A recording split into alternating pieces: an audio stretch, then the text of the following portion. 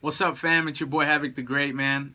Chilling at home right now. I just got done with some yard work. I figured I'd shoot a little quick video for y'all. This is gonna be my 5 business tips for DJing. Okay, this isn't anything that's set in stone. This is just something that I've done for the past couple years that really worked for me.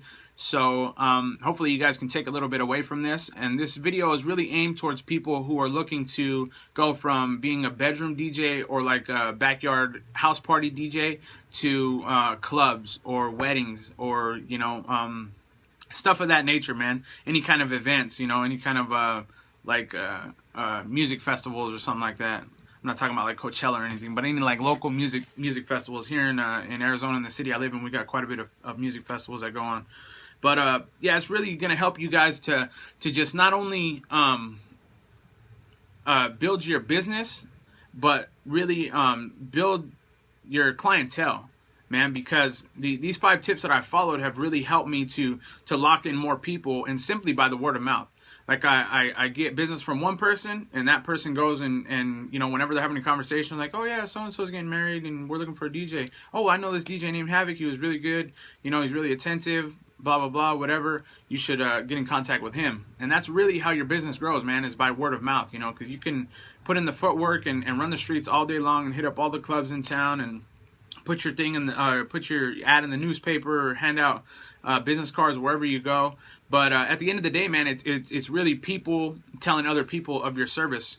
So these 5 tips right here that I've got for you are really going to help you guys to dial in the professionalism, communication, and build your reputation as a professional DJ. Okay, so the 5 tips. 5 business tips for DJing. Number 1 for me would be professionalism. Be professional. When you answer your phone, hello, this is blank. How can I help you? Or hello, this is blank. Let the person speak and, start talking about whatever's going on. Me personally, whenever I get a call from a number that I don't know, and it's more than likely it's somebody that's looking for a DJ, but every single time that I get a number that I don't know calling my phone, I answer it just like this. Hello, this is Art. And, we start to converse. And we carry on through the conversation, and whether it's somebody that's DJing or not, I still, I answer the phone professional. It's not, it was cracking. Holla at your boy. What's up? Nothing like that, man. Obviously, when my wife calls me, I say, what's up, Shawty? Or my dad, Pop, what's up, Pops? But when it's a number that I don't recognize, I'm gonna answer them with that professionalism, man. I'm gonna hit them with that, hello, this is Art. I'm gonna hit them with that church voice. You know what I'm saying? So, don't be fake, but be professional, man. Be professional.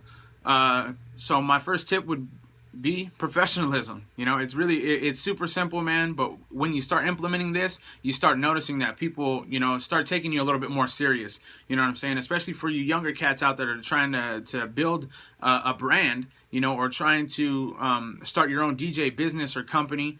This is one that's really going to take you far, man. Is the more serious that you take yourself, the more serious that people are going to take you. Okay, so professionalism is, if I can talk today, professionalism is my first tip. My second tip would be flexibility. Okay, and by flexibility, I mean if somebody hires me for 4 hours and I'm absolutely rocking it, everybody's loving it, nobody wants to leave yet, and the person that is throwing the party, or the person that's paying for my service, in other words, comes up to me and says, hey, Art, we'd like for you to stay another hour. If my schedule allows for that, then I'm going to stay for another hour. Not only because it's more money in my pocket, but at the same time, we're having a good time. Everybody's having fun. But it shows this person that I'm willing to, kind of go out of my way a little bit to make sure that they're happy. You know what I'm saying? So flexibility, when it comes down to it, man, is to kind of, go above and beyond. Don't break your back. Don't bend over backwards for this person unless you absolutely can. If you're able to do something like that, but if this person's like, I want 7 speakers, and 4 subwoofers, and you've only got 2 speakers and 1 subwoofer, then that's kind of something that's not possible for you. You know what I'm saying? So you just got to let them know, hey, that's something I'm not able to do. And they're going to be like, all right, it's cool. Or they're going to be like, all right, cool, I'm going to go with somebody else. You know what I'm saying? But don't be desperate, man. Don't be desperate, but be flexible. Be flexible. So tip number 2 would be flexibility. It's another simple tip, man. All these tips are super simple, super easy to comprehend, and even more easy to implement into your everyday routine, not only with business but in life as well. Number 3 for me would be consultations. If you don't know what a consultation is, it's a meet and greet, man. So when this person calls me and they say, hey Havoc, I need a DJ. I heard about you from so and so. They said you're really good. This is the day of my event. Are you available? First thing I do is I check if I'm available, obviously, because I don't want to tell them, yeah, definitely, let's get the paperwork signed up. And I double book myself, and then my reputation kind of, takes a hit for that one. You know what I'm saying? Because then they're going to tell somebody, oh, well, he's not reliable. He double booked me, whatever, blah, blah, blah. And even though I've got a lot of DJ homies that are willing to, cover my back, I personally don't like to double book, simply because of the fact that you never know, man. They may be busy that day, or something else may be going on. So, number 2, consultation, man. After they talk to you on the phone, everything's set in stone. You're good to go. You tell them, all right, here coming up in the next couple of days or in the next week, I'd like to meet up, and we can just kind of meet face to face and talk over a little bit of the logistics, such as music preference, lighting, sound, do you want a wireless microphone? You want a wired microphone? Stuff like that. You meet with this person, and that's when you really get to sell yourself, man. Obviously, on the first phone call, you have to sell yourself, because that's when they're going to decide whether they want a consultation or not. But once you meet with this person is really where they get a feel for you, and they start to, get comfortable, and they start to chill out a little bit and start joking around with you. So consultations are really good because you get that face to face with people, and like I said, they get to kind of read your body language and read what you're about, and see how you talk to them and interact with them, and that'll kind of give them a little bit of a glimpse into what's to come when you're DJing. If you're interacting with them and you're real talkative and funny and joking, then they know that you're going to be that way with the crowd, right? So number 3, my third tip would probably be a consultation, man. Meet with these people, talk to them, sell yourself, man. That's what it comes down to. If you don't get the gig, someone else will. Okay, it's that easy. Again, don't be desperate. Don't break your back, but at the same time, let them know that you're willing to kind of go above and beyond and help them out the best that you can with what you're able to do, right? So number 3 would be a consultation, man. Meet and greet with this person. Number 4, I've kind of got 2, man. I'm going to cheat a little bit. Number 4, A. All right, number 4A would be contracts, man. Always sign a contract. Always sign a contract, man. There's been too many times when I first started DJing, didn't know anything about DJing business. I didn't know anything, man. I was naive. I was young. I was just out there to have fun and DJ, man. But people would hit me up and they'd be like, Havoc, I need you to DJ this and this, on this day. And I'm like, cool. I would show up, I would DJ, and I wouldn't get paid. And I'm like, hey, what's going on, man? Like, yeah, I got you, bro. I got you. Give me like 2 weeks, man. I get paid in 2 weeks. I had to spend all my money on this birthday party for whatever. Hit me up in 2 weeks, man. I got you. I'll call this person. Never got my money, man. Still owe me money, but it's cool. So contracts, man. Always sign a contract. You know what I'm saying? It's going to happen. There's going to be times where people aren't going to pay you. You've probably already been through that if you're a younger DJ, new to the game, and you've DJed for somebody like, yeah, I'll give you $40, if you DJ for 3 hours or whatever. And you're like, cool, man, sounds good to me. And they don't end up paying you, or they pay you like $20 or whatever. You know what I'm saying? So anyways, man, sign a contract. Okay, sign a contract. Trust me, not only is it going to keep you safe and keep your investment safe, but it's also going to keep the person that's purchasing your service. It makes them feel a little bit better that you're holding yourself accountable, okay? Because if you don't show up, or you keep their money and run, then they've got a signed piece of paper that says that you were contractually obligated to show up to this event at this time on this date and play for X amount of hours. You know what I mean? And they were going to pay you X amount of dollars, okay? I've got a handful of stories, man, where people have not paid me. I've signed contracts and people haven't paid me, and and that just it keeps my investment safe, man. I've almost had to take people to court, until I tell them, hey, I'm really getting to my wits end here. I need you to pay me, or we're gonna go through the legal system or whatever you want to call it, man. So it really keeps you safe, and it keeps them safe as well. It makes them feel comfortable that you're willing to sign a contract saying you can hold me accountable if anything happens, right?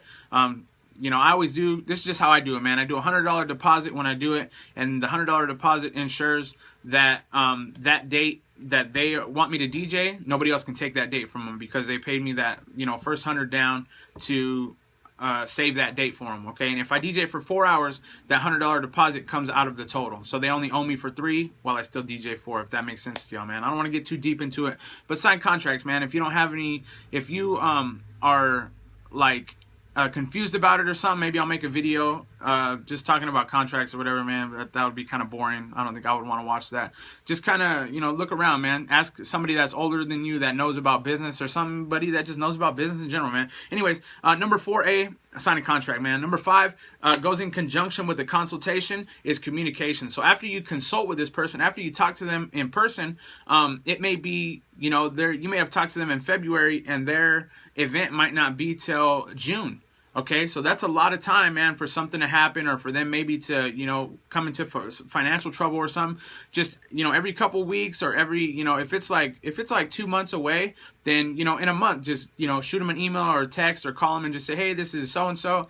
I just want to make sure that we're still on for, you know, this date and everything's good. You know, if you have any trouble or anything, you need some help, or you need anything from me, feel free to let me know, and I'll be willing to help you the best that I can. I literally tell everybody that, man, because I'm willing to help, you know what I'm saying? So number 4B would be communication, man.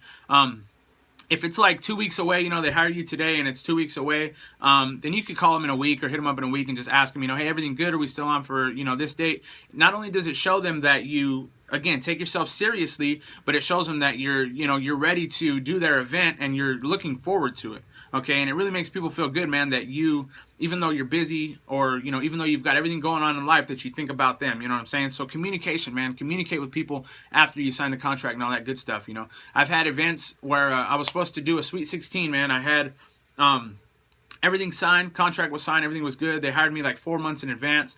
I called them, or I shot them an email. Excuse me. I shot them an email after 2 months, and it turns out they couldn't do it anymore. They couldn't do it anymore. The way that I work, the $100 deposit is non-refundable.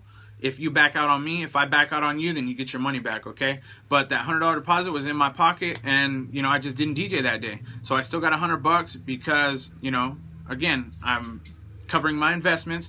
You know, I was covering that date, the money that I was supposed to make. At least I made a portion of it, whatever, man. But communicate with these people. If I had not communicated with this person and I would have just showed up to go DJ on that day, the doors would have been locked. I wouldn't have been able to get in. I would have been calling them like, hey, what's going on? And they would have been like, oh, yeah, hey, sorry, I forgot to tell you, but we're not doing it anymore. You know what I'm saying? So not only does it make you look bad for not getting in touch with this person, but it's kind of a pain, man, to load all your stuff in the truck or trailer or whatever, and then head over to somewhere, especially if it's not in your town. You know what I'm saying? Like, this luckily was only like 10 minutes away, and you know, but I didn't need to even worry about it, because I hit them up and I was like, hey, are we still on? And they're like, no, we don't, you know, we don't have the money, we're not going to do it anymore, she's in trouble or whatever, you know what I'm saying? So yeah, man, number 4B, communication. Communicate with people after you, you know, sign the contract and all that good stuff, or after you consult with them. All right. And number 5, to me personally, this is the most important. The most important, man. This and professionalism are right here. That's why I put professionalism number 1, and this one last but not least, is your reputation. Okay, your reputation in this industry is everything. Because it is so easy for somebody to run down to a Best Buy, or somebody to run down to a Guitar Center and get a piece of equipment that literally turns them into a DJ.